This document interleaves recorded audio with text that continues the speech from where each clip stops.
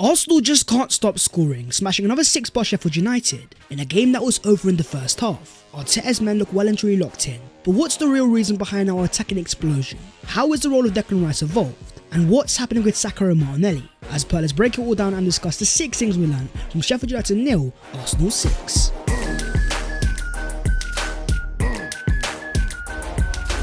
Yo, what is going on, guys? My name is Bowz14. Welcome back to the boys channel, and I hope you guys are doing sensational. I mean, how can you not be? Another 6-0 victory. Things are looking beautiful. So as per, don't forget to smash a like on the video if you enjoy it and subscribe to the channel if you are new. But starting off with the ruthless Kai.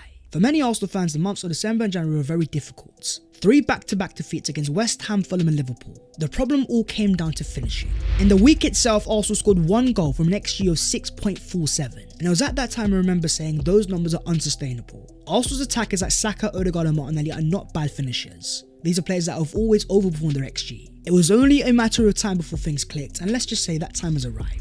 With Arsenal creating a 2.1 XG against Sheffield United and scoring 6, Arsenal now hold the best attacking record in the Premier League with 68 goals scored, alongside the best defensive record with 23 goals conceded. Here's where things get funnier. Arsenal have now scored as many away Premier League goals in 2024, 18 and 4 as Manchester United have all season. And as important as Mikel Arteta's coaching definitely will be, the main thing that's changed is confidence. These Arsenal players are no longer overthinking. Goals are flying in left, right and centre because they're relying on their instincts. The player that sums it up perfectly is Kai Havertz, who scored the 4th Arsenal goal emphatically. That was officially the 150,000th goal in English top flight history. Havertz now has 5 goal contributions in his last 3 league appearances, and boy was his performance exciting. Dropping an 8.6 rating with 1 goal and 1 assist. Havertz completed 1 successful dribble and missed 1 big chance, alongside completing 41 accurate passes and 4 key passes. Playing as a striker and thriving, Kai Havertz has finally found a role where he's no longer overthinking things, instinctively knowing where to be and where to play it. I always stuck by saying when Havertz starts scoring goals, the rest will always go into flow. Because even if you go back to his days at Bayer Leverkusen, Havertz was a decent finisher. 12 goals and 8 big chances missed and a 20% goal conversion, scoring another 17 the year before that.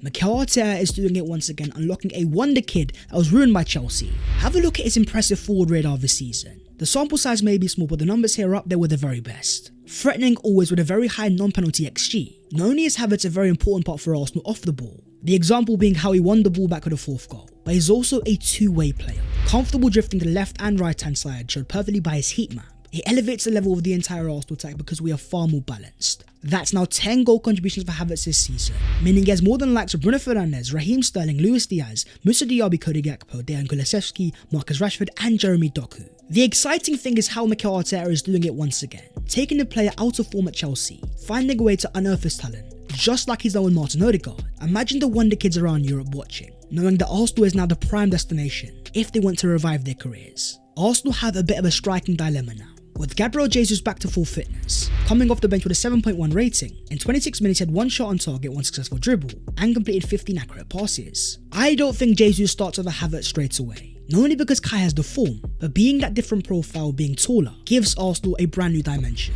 Moving on to the second thing, away day suffocation. The end of last season taught Mikel Arteta a lesson.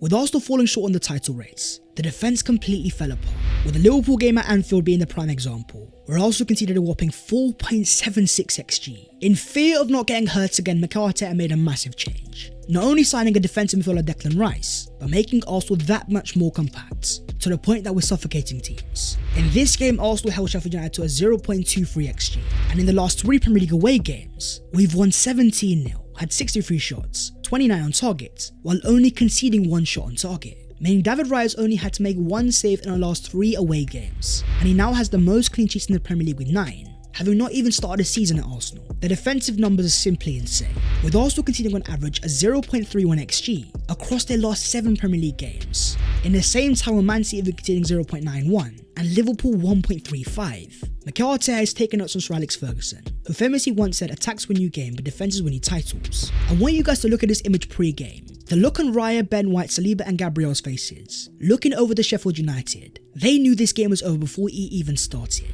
with the stats being utterly dominant. Arsenal having a whopping 80% possession and 828 passes completed, 86 final third entries and a 5.4 expected threat created. A whopping 247 of those passes were in Sheffield United's final third, which makes the field tilt look absolutely sensational. Arsenal with 90% in total. Mikel Arteta's philosophy of not letting the opposition breathe is finally coming to light. A massive part is on monster on the back, Gabriel Magalhaes, dropping a 7.6 rating with 2 ground duels, 1 and 3 in the air. Gabriel had 150 touches, 139 passes and 2 accurate long balls. In an Arsenal team that has a lot of leaders, Gabriel is the most underrated one.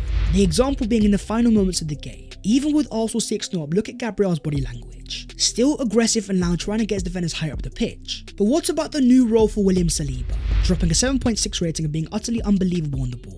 178 touches and 167 passes completed at a 97% passing accuracy. That's the most touches by any Arsenal player in a single Premier League game on record, while also completing more passes than the Sheffield United team combined. Saliba is now thriving on the right hand side of a back three, a role that he has history with playing there with Marseille. This allows Saliba to maximise his ball carrying ability. Moving on to the third thing, automatic attack. You go back to Mikel Arteta's first interview as an Arsenal manager. His quotes were very clear. I have to help them, and to help them I need to know what's happening. I need to understand how they're feeling and what they're lacking. I need to reach that point where I can help them. Then they will trust me and then they will follow me. Alongside talk of dominating, a lot of managers do this, but Mikel Arteta is one of the few that is finally backing it up. With his Arsenal attack thriving more than ever before, 17 goals in the last 3 away games, the attack has become automatic, with the players knowing exactly where to be and when to arrive. Perfectly summed up by the first Arsenal goal. Look at how Rice knows exactly where to go, and knowing where to put it exactly in the box, with Martin Odegaard knowing exactly where to arrive. Where often Arteta's attack's been criticised for being too scripted, these players now understand that script better than ever before. Perfectly summed up by Declan Rice's 8.3 performance. Thriving as a number 8, scoring yet another goal, Rice completed 40 accurate passes and also made 2 key passes, with the most impressive part being his underlapping runs. Rice is developing natural attacking instincts, with aggression in the box to attack the ball.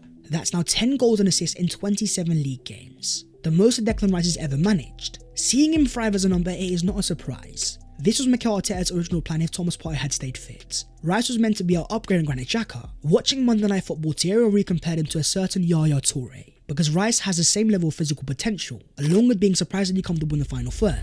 With Thomas Partey backing off the bench, playing 25 minutes and dropping a 6.7 rating, completing a total of 31 accurate passes, it was far from spectacular and definitely a bit rusty. But it's his first game since October. Mikel Arteta is saying Thomas is now available to play a certain amount of minutes, and he needs to build that. It's his first minutes after 4 months, and like everybody, you have to earn the right to play the minutes. Partey is very much a rhythm-based player. This is a player that the more he plays, the more we will see him thrive once again at his best.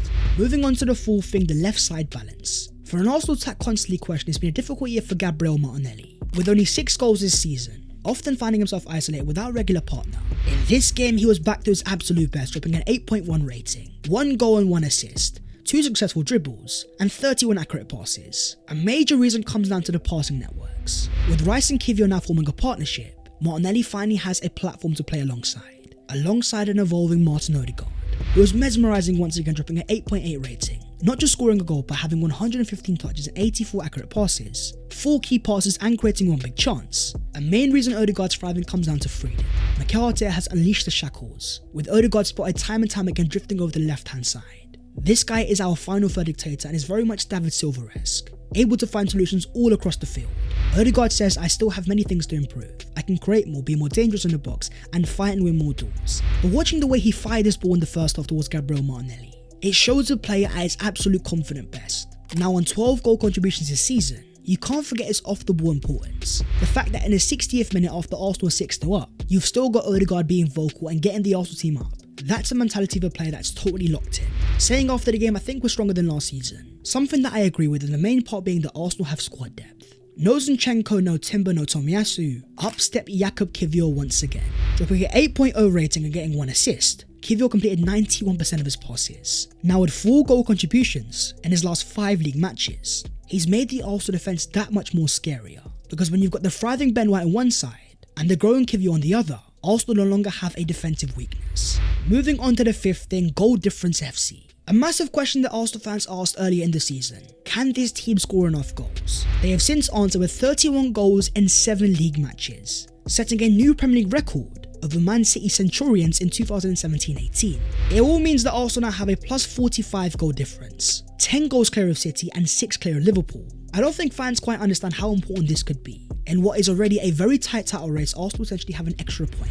And as we saw in the 2011-12 season, where Man City won the league title over Man United on the same points, but with better goal difference. Arsenal might not have Erling Haaland, but what they do have is many goal threats, with 5 different Arsenal players now having double figures for Premier League goal volumes this season. Saka, Odegaard, Martin Odegaard, and Havertz. No other team in the league boasts more. The main man is Bukayo Saka with 21 goal involvements, getting yet another goal involvement and dropping a 7.9 rating. In only 45 minutes, Saka completed 2 out of 2 dribbles and had 21 accurate passes. Saka has now got 50 for Arsenal in all competitions, and he joins an elite group of players of Salah, Son, Fernandes, Morris and De Bruyne that have reached that figure since 2018.